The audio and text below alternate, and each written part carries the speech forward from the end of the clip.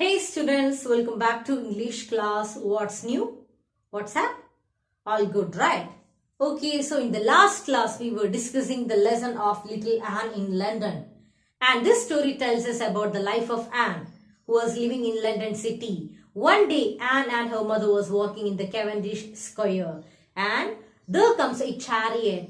Then Anne was eagerly watching the chariot, and after that she was crying and started crying. Then the mother asked Anne that, "Hey Anne, what happened to you? Why you are crying?" Then Anne replied her mother that, "Look at that chariot. We are kind to all the people, but God is not giving us a chariot like that. And look at the big palace. Look at the princess and look at the queens though. We are not like that. We don't have such good dresses."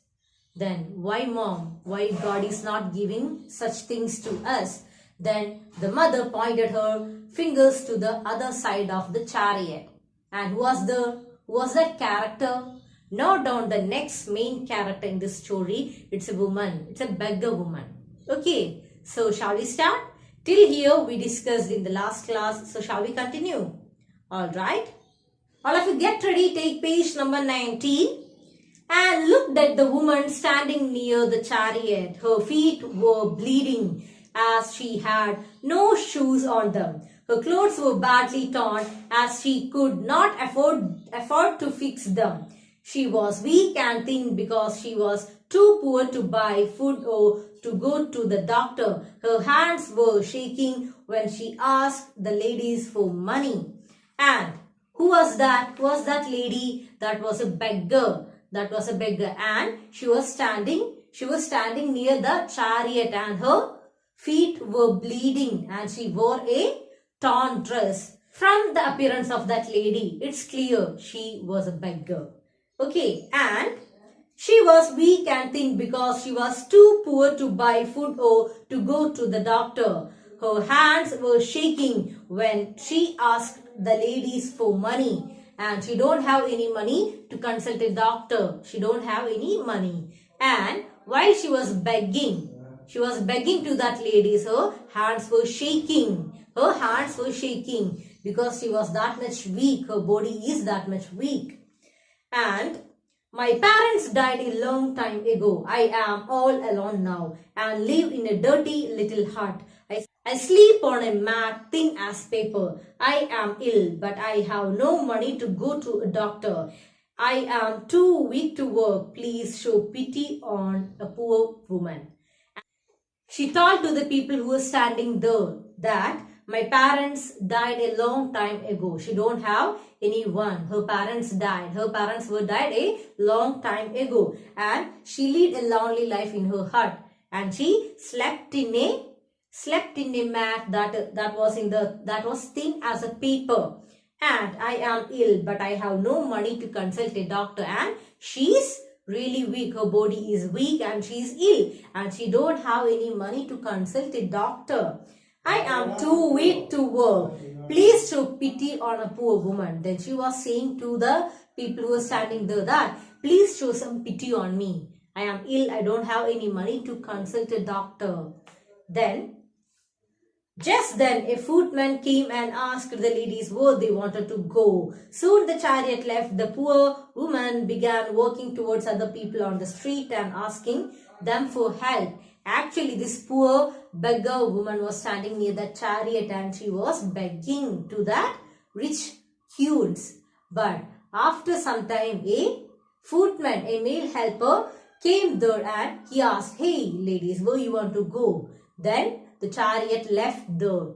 And after that, that poor woman started begging to other people who were standing there. She started her work, that is begging. She was begging like this, "Please give me something. I don't have any money. I don't have money to consult a doctor. Please help me out."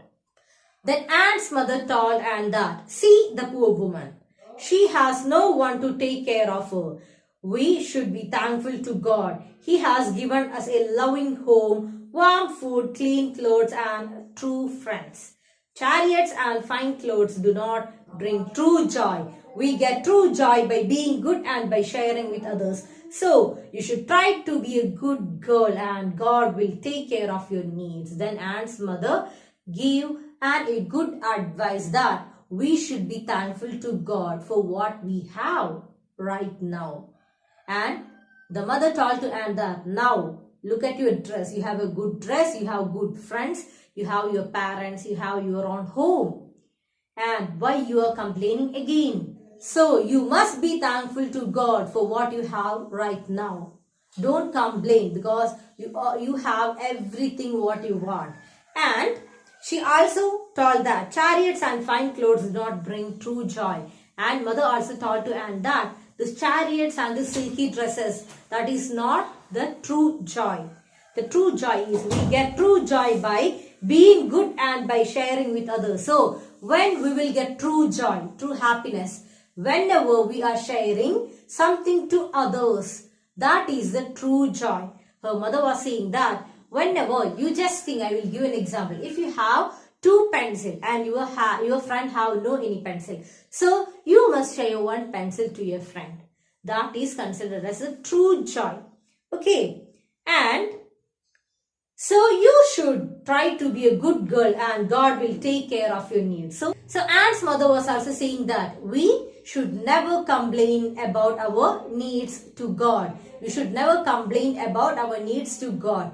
We should always thankful to God for what we have. And after that, Anne wiped her tears and thanked God for everything that they had.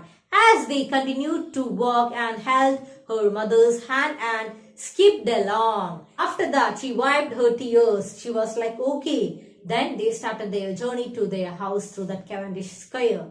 So this is the story of Anne, a little girl of your age. And what is the moral this story is conveying?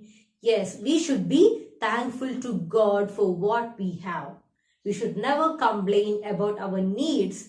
Never complain about our needs. We should be thankful to God all the time. All of you just think.